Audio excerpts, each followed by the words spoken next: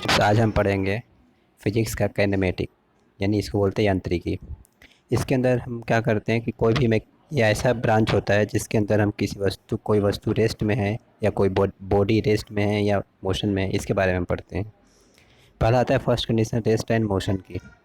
Rest होता क्या चीज़ है? जो समय के साथ अपनी पोजीशन को नहीं बदलता है उसको क्या होते हैं, और उसे रेस्ट कहा जाता है। जो समय के साथ अपनी पोजीशन को नहीं बदला है, कोई वस्तु समय के साथ अपनी पोजीशन को नहीं बदल रहा है तो उसका बोलते हैं रेस्ट में है वो। यदि वो समय के साथ अपनी पोजीशन को बदल बदल रहा है तो क्या बोलेंगे उसको, वो मोशन में है। इसमें आता है first rectilinear and translatory motion. Rectilinear motion वो होता है जब कोई भी बॉडी स्ट्रेट लाइन मूव करती है, जैसे गाड़ी चलती है रोड पे, कार, ट्रक जो चलती है रोड पे, ये सब क्या हो जाएंगे, ये रेक्टिलिनियर मोशन हो जाएंगे या तो ट्रांसलेटरी मोशन हो जाएंगे। और ये मोशन क्या होता है, मोशन अंडर द ग्रेविटी, ये ग्रेविटी के अंडर भी काम करता है ये। एंगुलर मोशन होता है जो किसी एंगल पर सर्कुलर कोई वस्तु क्या हो रही है, किसी एंगल पर घूम रही है। ये कोई जरूरी नहीं कि सर्कुलर ही होगा, है ना, ये रोटेशन हमेशा क्या करेगा, एक एंगल पर करेगा। ठीक। तो एंगुलर मोशन में हमेशा क्या होगा, या तो एंगल पर किसी कोण पे क्या करेगा, कोई वस्तु क्या करेगा, गोल गोल घूम रहा है सर्कल में, तो क्या बोलेंगे उसको, ये हमारा एंगुलर मोमेंट, वो एंगुलर मोशन है।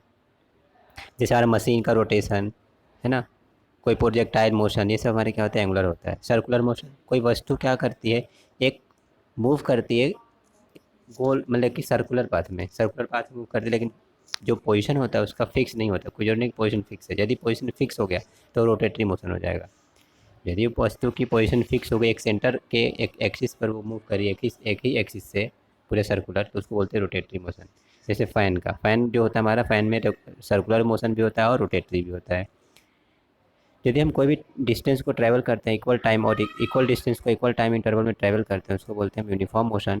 यदि ट्रैवल अनइक्वल डिस्टेंस को इक्वल टाइम ऑफ इंटरवल में करेंगे तो होगा हमारा non uniform motion. Non uniform मतलब उसमें क्या होगा, हमेशा क्या होगा, बदलाव होगा, चेंजमेंट होता है उसमें। ठीक है।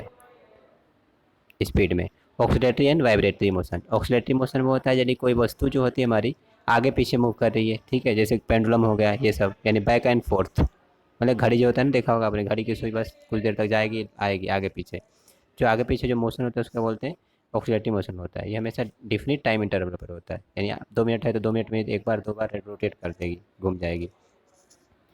ऐसे आते हैं 1D 2D और 3D मोशन। 1D मोशन वो होता है जो कोई भी मोशन जब लाइन पर हो, किसी एक लाइन पर मोशन हो रहा होगा तो हमारा 1D होगा। यदि मोशन प्लेन के अंदर, प्लेन यानी एक सरफेस एरिया पर हो रहा होगा तो उसको बोलते हैं 2D। और एक हमारा मोशन कहीं स्पेस में हो रहा है, 3D हो जाएगा वो। स्पेस में कोई अंतरिक्ष यान जा रहा है, ये सब क्या होता है, 3D मोशन में जा रहा है। बात है स्पीड। स्पीड जो होता है हमारा एक स्केलर क्वांटिटी होता है। स्पीड क्या होता है, दूरी अपन समय होता है, डिस्टेंस अपन टाइम। और इसके 7 मीटर पर सेकंड होता है। इसमें हार्मोनिक मीन्स की बात करें तो 2v1 अपन v1 प्लस v2 होता है। और अर्थमेटिक मीन की बात करेंगे स्पीड में तो v1 प्लस v2 अपन 2। ऐसे आते हैं वेलोसिटी का। वेलोसिटी क्या होता है, डिस्प्लेसमेंट अपन टाइम। आपको पता होगा डिस्टेंस और डिस्प्लेसमेंट। डिस्टेंस क्या होता है हमारा, लॉन्गेस्ट दूरी को डिस्टेंस बोलते हैं, और जो छोटी दूरी हम तय करते हैं उसको बोलते हैं डिस्प्लेसमेंट। तो वेलोसिटी क्या होता है, डिस्प्लेसमेंट अपन टाइम होता है। इसका भी असाइनमेंट सेम होता है, मीटर पर सेकेंड होता है। ये हमारा वेक्टर क्वांटिटी होता है। एवरेज वेलोसिटी की बात करें तो दोनों को जोड़ देंगे, u प्लस वी अपन 2 होता है, उसको बोलते हैं एवरेज वेलोसिटी। u जहाँ हमारा क्या होता है, इनिशियल वेलोसिटी, और v हमारा फाइनल वेलोसिटी होता है।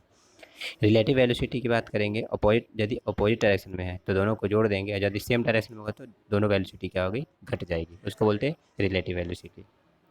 अब आता है एक्सेलरेशन। एक्सेलरेशन क्या होता है कि जब वेलोसिटी किसी टाइम के इंटरवल में बदल रहा है, यदि कोई वेलोसिटी टाइम इंटरवल के में बदल रहा है, चेंज हो रहा है, उसको बोलते हैं एक्सेलरेशन। तो इसलिए एक्सेलरेशन बराबर d v upon d t. D v मतलब क्या होता है, चेंज इन वेलोसिटी, यानी v minus u upon t. A बराबर क्या होता है, v minus u upon t. इसका एसआई क्या होता है, मीटर पर सेकंड स्क्वायर। एक्सेलरेशन क्या होता है, इंस्टेंट टाइम। जो यदि कोई भी एक्सेलरेशन इंस्टेंट टाइम में हो रहा हो तो उसको बोलते हैं इंस्टेंटेनियस एक्सेलरेशन। जब कोई भी वेलोसिटी इंक्रीज कर रहा है टाइम के साथ साथ तो वेलोसिटी हमारी क्या हो जाएगी, डिक्रीज करेगी। ठीक। और इनक्रीज करेगा तो पॉजिटिव, और डिक्रीज करेगा तो क्या होगा, निगेटिव में आ जाता है उसको। जो निगेटिव, कोई भी निगेटिव एक्सेलरेशन होता है, जैसे कोई वस्तु लुढ़क रही है चाहे निगेटिव, तो निगेटिव एक्सेलरेशन को हम बोलते हैं रिटार्डेशन कहा जाता है। ठीक है। रिटार्डेशन भी कह सकते हैं, तो डिसेलरेशन कहते हैं। Acceleration does not change with the time. Time के साथ साथ एक्सेलरेशन जो होता है कहीं बदलता नहीं है, लेकिन आप ये कह सकते हैं कि एक्सेलरेशन कांस्टेंट हमेशा रहता है। ठीक है। वेलोसिटी बदलती है, एक्सेलरेशन नहीं बदलता कभी भी। अब आते हैं इक्वेशन ऑफ मोशन। मोशन के 3 equation. Newton law of motion के 3 इक्वेशन दिए गए। पहला था एस बराबर U T plus half A T square, दूसरा एस बराबर V plus U T, sorry S V बराबर यू प्लस ए टी, और तीसरा था वी स्क्वायर बराबर U square plus two S. S क्या होता है? हमारा डिस्टेंस होता है, यू हमारा इनिशियल वेलोसिटी, टी हमारा टाइम, ए हमारा एक्सेलरेशन। ठीक है, if body is falling freely under the gravity, कोई बॉडी हमारा किसी ग्रेविटी से नीचे की तरफ गिर रहा है तो यहाँ पर एक्स क्या हो जाएगा? रिप्लेस हो जाता है जी में, एक्स जो होता है जी में कन्वर्ट हो जाता है। बाकी कोई वस्तु क्या होती है वर्टिकली अपवर्ड डायरेक्शन में जा रही है तो जी हमेशा क्या होगा? निगेटिव होगा। अब आते हैं एंगुलर डिस्प्लेसमेंट का। जो हमारा एंगुलर डिस्प्लेसमेंट होता है, यानी किसी एंगल पर सर्कुलर मोशन होता है ना, यानी अपनी पोजीशन बदल रहे हैं, तो the angle through the which object move on the circular path, यानी किसी एंगल पर सर्कुलर पाथ में कोई ऑब्जेक्ट मूव कर रहा है वो क्या हो जाएगा? हमारा एंगुलर डिस्प्लेसमेंट हो जाएगा, जितना वो दूरी तय करेगा। एंगुलर डिस्प्लेसमेंट बराबर थीटा, थीटा बराबर क्या होता है? एस अपॉन आर, एस हमारा डिस्टेंस और आर हमारा क्या होता है? रेडियस। इसकी असाइनमेंट होती है रेडियन होता है। अब आते हैं अगला, angular velocity. Angular velocity the rate of change of angular position. यदि किसी भी एंगुलर पोजीशन बदल रहा है किसी बॉडी का, है ना, रोटेशन होने के बाद, तो उसको बोलते हैं एंगुलर वेलोसिटी कहा जाता है। तो ओमेगा इक्वल टू क्या होता है? D theta upon D T. तो इसका असाइनमेंट होता है रेडियन पर सेकेंड। एंगुलर एक्सेलरेशन क्या आता है? इसी को रोटेशनल एक्सेलरेशन भी कहते हैं। Change in angular velocity that spanning the object under goes per unit time, यानी जब कोई भी वस्तु में, है ना, इसमें एंगुलर वेलोसिटी जब स्पाइनिंग मतलब कि घूमना, है ना, स्पाइन कर रहा है कोई भी ऑब्जेक्ट, घूम रहा है चारों तरफ पर यूनिट टाइम में, तो उसको हम बोलते हैं एंगुलर एक्सेलरेशन कहा जाता है। एंगुलर एक्सेलरेशन कैसा यूनिट होती है? रेडियन पर सेकंड स्क्वायर। अब आते हैं प्रोजेक्टाइल मोशन। प्रोजेक्टाइल मोशन आपको पता होगा, कोई वस्तु को हम फेंकते हैं, हॉरिजॉन्टली फेंका जाता है तो क्या होता है? प्रोजेक्टाइल फ्लो करता है। तो एक्सेप्ट 90 डिग्री पर, यदि कोई भी वस्तु को ज़्यादा दूरी ट्रैवल कराना हो तो हमें 90 डिग्री पर फेंकनी होगी, ज़्यादा ऊंचाई पर, और दूरी की बात करेंगे तो वहाँ पर होगा 45 डिग्री पर फेंकना पड़ता है। तो जब कोई वो ऑब्जेक्ट को हम फेंकते हैं तो वो क्या करता है? नीचे पृथ्वी पर गिरेगा तो हमेशा क्या होता है? एक कर्व का आकार बनाता है, यानी वर परवलय का आकार बनाता है। तो इसको बोलते हैं प्रोजेक्टाइल मोशन कहा जाता है। मोशन ऑफ बुलेट, बुलेट का कोई भी गन से बुलेट को छोड़ते हैं तो क्या होता है? वो हमेशा प्रोजेक्टाइल मोशन करता है। मोशन ऑफ रॉकेट, रॉकेट भी क्या करते हैं? देखा हो, नीचे से छोड़ेंगे वो ऐसे जाता है गोल सा जाएगा, है ना। मोशन ऑफ बम, बम भी छोड़ा जाता है, ऐसे जाता है। ड्रॉप ऑफ एरोप्लेन, एरोप्लेन भी नीचे की तरफ उतरती है तो प्रोजेक्टाइल मोशन से उतरती है। जब कोई भी दो ऑब्जेक्ट कुछ हाइट से गिराने पर दोनों सेम टाइम में पृथ्वी पहुंचेगा, कब? ड्यू टू सेम ग्रेविटी, यदि ग्रेविटी सेम हो तब।